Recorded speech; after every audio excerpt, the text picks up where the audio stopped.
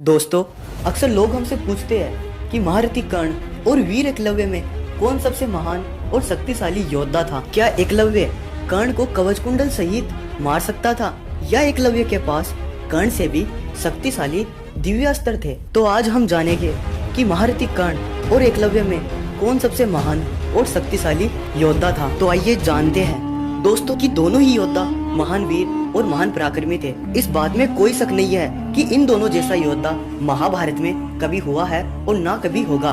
लेकिन हाँ, हम इन दोनों की धनुर्विद्या और युद्ध कौशल और ज्ञान का आकलन अवश्य कर सकते हैं। हम सबसे पहले बात करते हैं वीर एकलव्य की। एकलव्य धनु नामक निषाद का पुत्र था जो कि एक राजा थे, और इसी प्रकार एकलव्य एक राजकुमार था जो एक महान धनुर्धर बनना चाहता था।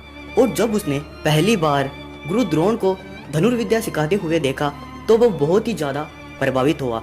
इसी कारण उसने गुरु द्रोण को मन ही मन में अपना गुरु मान लिया और गुरु द्रोण के पास जाकर कहा, हे गुरु, मैं आपसे धनुर्विद्या का ज्ञान प्राप्त करना चाहता हूँ। लेकिन एक निषाद का पुत्र होने के कारण गुरु द्रोण ने एकलव्य को धनुर्विद्या का ज्ञान देने से मना कर दिया। लेकिन एकलव्य तो गुरु द्रोण को मन ही मन अपना गुरु मान चुका था और वह फिर जंगल में जाकर गुरु द्रोण की प्रतिमा बनाई और उसी के सामने अपना अभ्यास करना शुरू किया। और उसके बाद समय बीतता गया और उसने अपने आप को एक महान धनुर्धर बना लिया। और यहाँ तक कहा जाता है कि उसने अर्जुन से पहले शब्द भेदी बाण चलाना तक सीख लिया था। और अब इसके बाद जब यह बात अर्जुन को पता चलती है तो अर्जुन दौड़ा दौड़ा गुरु द्रोण के पास जाता है और कहता है, हे गुरुदेव, आपने तो कहा था कि मैं दुनिया का सबसे सर्वश्रेष्ठ धनुर्धर बनूंगा, लेकिन आपका ये दूसरा शिष्य एकलव्य ये तो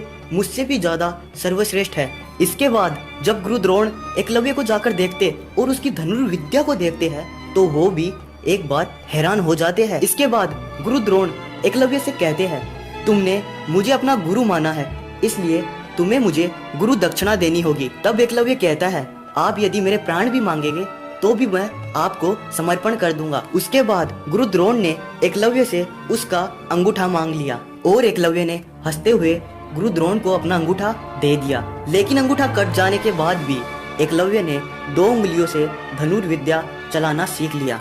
और अब इसके बाद एकलव्य छेदी नरेश जरासंध की सेना में सेनापति के रूप में शामिल हो जाता है। दोस्तों, जरासंध वही योद्धा है जिसके कारण स्वयं श्री कृष्ण को द्वारिका छोड़कर मथुरा जाना पड़ा और उस जरासंध ने एकलव्य को अपना सेनापति चुना था। तो एकलव्य कितना महान धनुर्धर होगा। अब जब जरासंध एकलव्य को लेकर श्री कृष्ण से युद्ध करने गया तो उस युद्ध क्षेत्र में एकलव्य के समान कोई धनुर्धर नहीं था। एकलव्य अपनी धनुर्विद्या से उस सेना को बुरी तरह घायल कर चुका था। अंत में एक भीषण संग्राम के बाद स्वयं श्री कृष्ण वहां आ जाते हैं और एकलव्य को अपने सुदर्शन चक्र से आखिरकार उन्हें मारना ही पड़ा। अब सोचिए, जिस योद्धा का वध स्वयं श्री कृष्ण को अपने सुदर्शन चक्र से करना पड़ा, वह योद्धा कितना महान और बलवान होगा। अब एकलव्य के वध के बाद श्री कृष्ण एक बार अर्जुन से कहते हैं, हे अर्जुन, तुम्हारे ही कल्याण के लिए तुम्हारे गुरु द्रोण ने एकलव्य का अंगूठा उससे मांग लिया था। अगर उस समय एकलव्य का अंगूठा नहीं कटा होता तो एकलव्य के समान इस संसार में कोई भी धनुर्धर नहीं होता। और श्री कृष्ण कहते हैं, यदि एकलव्य अभी जिंदा होता और जंगलों में अपनी धनुर्बाण लेकर इसी तरह प्रयास करते हुए घूमता रहता तो वो दूसरा परशुराम बन जाता।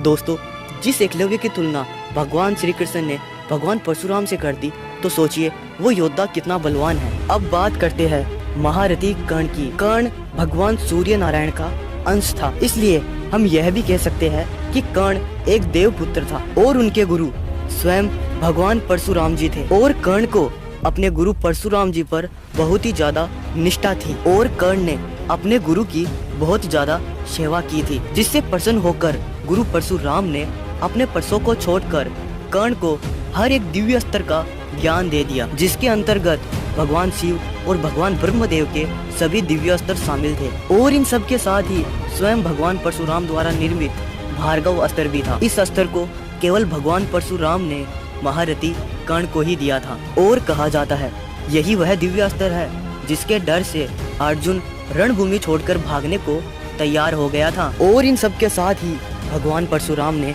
कर्ण को अपना दिव्य विजय धनुष भी प्रदान किया था, जिसके होते हुए कर्ण अजय हो गया था। और इसी के साथ महारथी कर्ण के पास जन्म से ही कवच और कुंडल थे जो अमृत से निर्मित थे। और इसके होते हुए कर्ण को तीनों लोक में कोई भी योद्धा परास्त नहीं कर सकता था। और यह बात स्वयं भगवान कृष्ण ने अर्जुन से कही थी कि यदि कर्ण के पास युद्ध में उसका कवच और कुंडल होता तो तुम अपना गांडीव लेकर और मैं अपना सुदर्शन चक्र लेकर भी कर्ण को इस युद्ध में परास्त नहीं कर सकते। तो हम ये कह सकते हैं कि एकलव्य के अस्त्र भी कर्ण के कवच कुंडल के सामने फीके थे। और इन्हीं सब कारण देवराज इंद्र ने कर्ण से उसके कवच और कुंडल छीन लिए थे।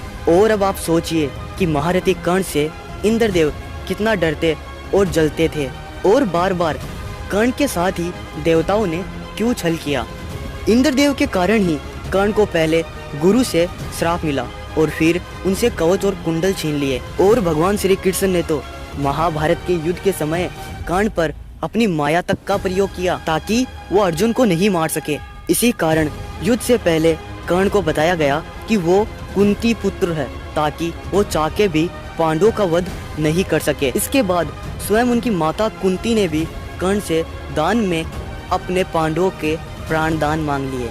और इन सब के बाद भी कर्ण को युद्ध में तब मारा गया जब वह नियता था। उस अवस्था में अर्जुन ने कर्ण को मारा था। यदि इन सब तथ्यों को देखें तो महारथी कर्ण एकलव्य से क्या अर्जुन से भी कई महान और कई शक्तिशाली योद्धा था।